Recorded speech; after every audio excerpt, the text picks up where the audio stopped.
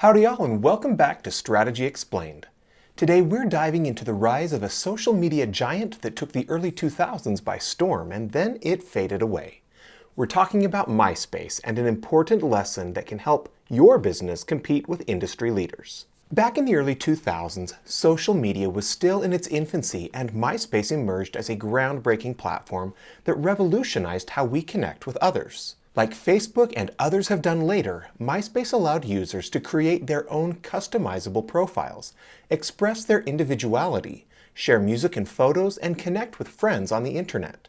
It was a place where you could let your creativity shine. But MySpace wasn't just about personal profiles.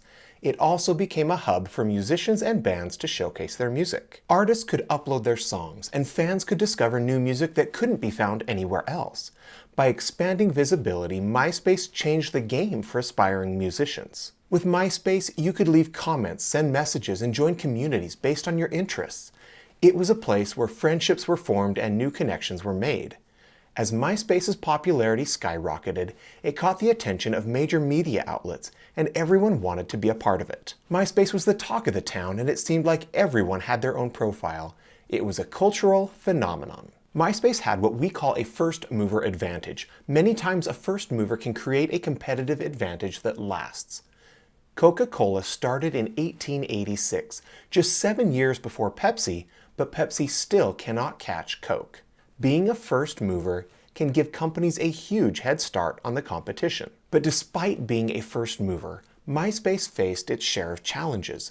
New competitors emerged and its user base began to dwindle. Despite being the first mover, MySpace lost ground to a series of second and late movers who did a better job connecting people, distributing music, and sharing whatever else you want to share online. Despite MySpace's first mover advantage, other companies had a different benefit. They watched MySpace make mistakes and learned from them.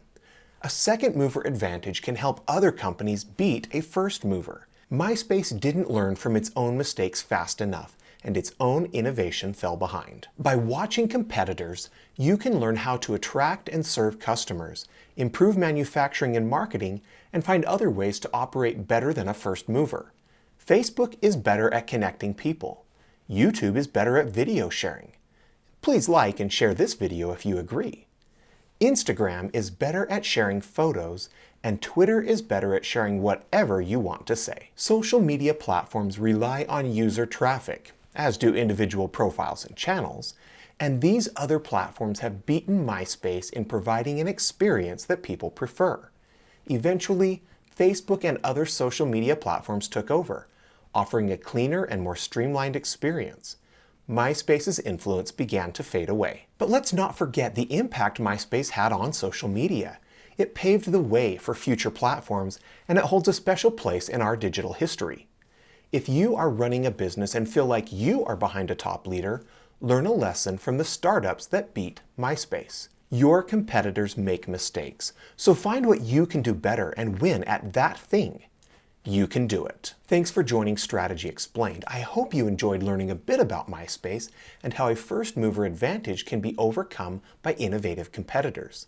Let me know what business questions or topics you'd like me to cover next.